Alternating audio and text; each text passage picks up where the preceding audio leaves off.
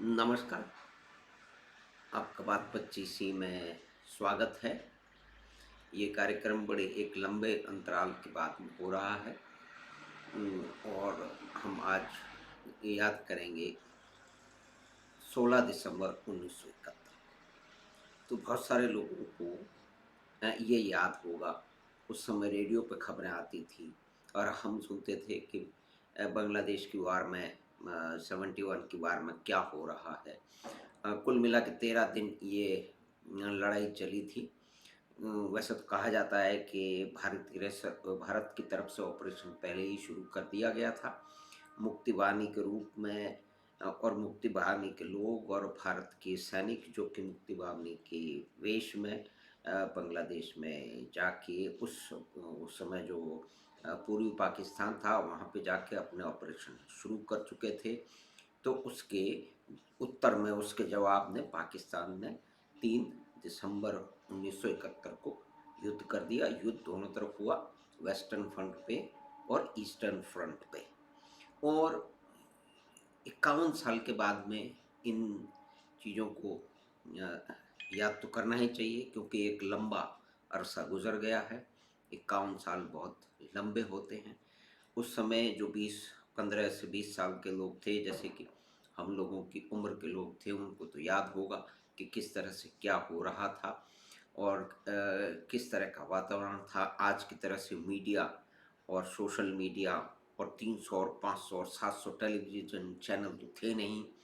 लेकिन आज हम उस पूरी घटना को, उस युद्ध को एक दूसरी दृष्टि से देख सकते हैं, जो कि उस समय हमारे पास नहीं थी, क्योंकि उस तरह के चित्र नहीं थे, उस तरह के वीडियो नहीं थे, उस तरह की बातचीत नहीं थी। तो इस युद्ध में करीब भारत की ओर से करीब 4000 सैनिक और ऑफिसर शहीद हुए, 14,000 के करीब घायल हुए। उनमें से बहुत कुछ तो बहुत ही गंभीर रूप से घायल हुए। तो उनको याद नहीं किया जाता है अधिकतर से।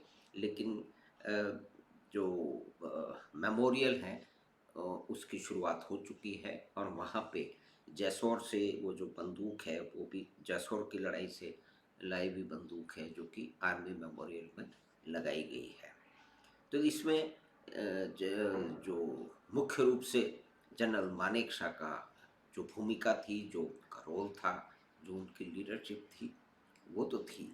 लेकिन उनके पीछे उनके नीचे जो बड़े-बड़े अफ़सरान थे, लेफ्टिनेंट जनरल थे, उनका भी रोल महत्वपूर्ण था, क्योंकि रणनीति के हिसाब से और स्ट्रैटेजी के हिसाब से जो लीडरशिप थी, वो अ, जनरल मानेकशॉ के पास थी। लेकिन ऑपरेशनल जो लीडरशिप 2 लोगों ने इसमें दिखाई, उसमें एक है लेफ्टिनेंट जनरल जेआरएफ जैकब और लेफ्टिनेंट जनरल सगत सिंह जी। और मेरा ये सौभाग्य है कि क्योंकि जनरल सगत सिंह जी हमारे घर पे आया करते थे, हमारे नानोसा के वो स्टूडेंट रह चुके थे, तो उनको कई बार मुझे चाय पिलाने का अ, अवसर मिला। और उसके बाद भी कुछ लीडरशिप के कार्यक्रम में उनसे फिर दोबारा मुलाकात भी हुई है। तो इसमें 2 व्यक्तियों की जो युद्ध की जो बात है, उसमें ज़्यादा बातें नहीं होती हैं, जब तक हम गहराई में ना जाएँ। तो उसने जनरल जैकब ने जो उस समय की परिस्थिति थी, अमेरिका का बेड़ा बंगाल की खाड़ी में आ चुका था।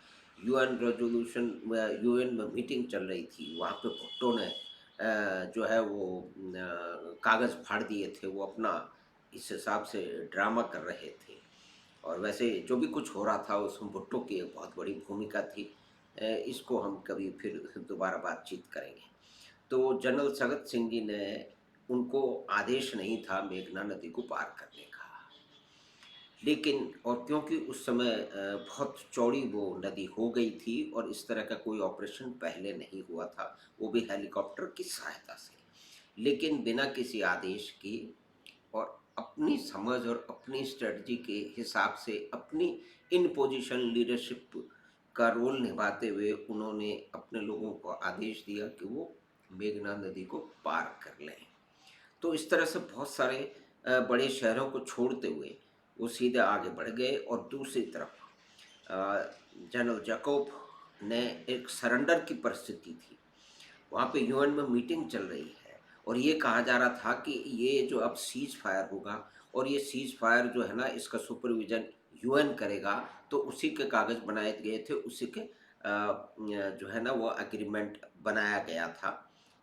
लेकिन जनरल जैकब ने उसने अपने टाइपराइटर से उन्होंने उसको जो सीज फायर का जो डॉक्यूमेंट प्रिपेयर किया जा रहा था, बनाया जा रहा था, उसको सरेंडर के डॉक्यूमेंट में बदल दिया। और उन्होंने खुद भी कई टेलीविज़न की इंटरव्यू में बताया है कि कैसे उन्होंने उस परिस्थिति में पाकिस्तानी सेना की कार उनको लेके गई जनरल नियाज़ी के पास में,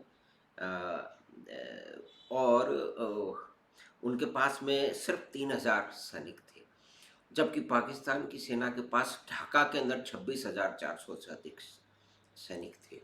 लेकिन उन्होंने एक जो रणनीति के हिसाब से एक, क्योंकि कम्युनिकेशन जैसा आज की तरह उस समय तो नहीं था, तो इस वास्तविक स्थिति का जो ग्राउंड रियलिटी है उसका पाकिस्तानी को और जनरल नियाज़ी को बिल्कुल भी उनको सूचना नहीं थी।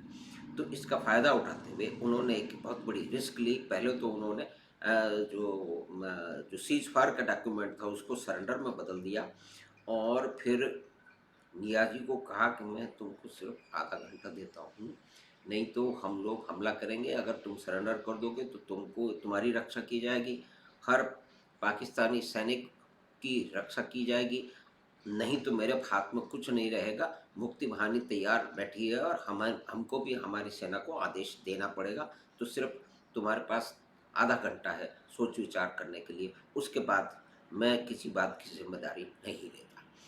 और ये बात करके इंटरव्यू में जैकब खुद बताते हैं कि वो बहुत परेशान थे कि मैंने ये कह दिया है, लेकिन ये होगा कैसे?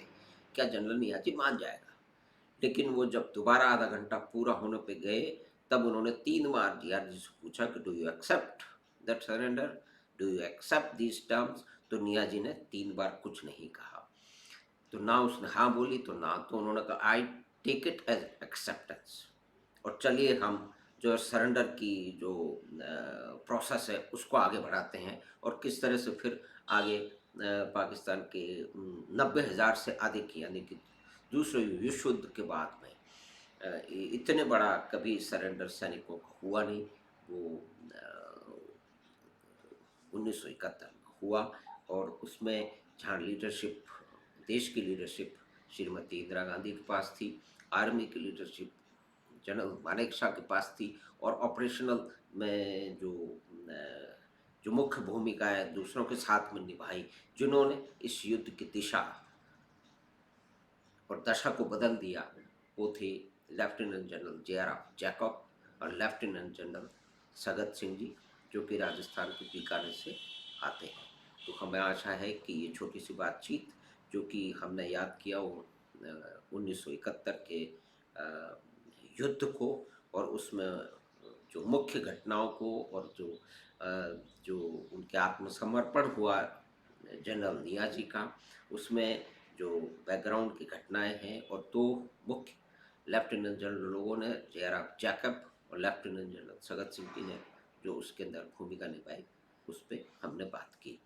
तो आप चैनल बात 25 को सब्सक्राइब करें, लाइक करें और इसका लिंक अपने मित्रों और अ, परिवार के साथ साझा करें। हम आपसे शीघ्र ही फिर बातचीत करेंगे किसी एक दूसरी घटना के या व्यक्ति या परिस्थिति के बारे में। धन्यवाद, नमस्कार।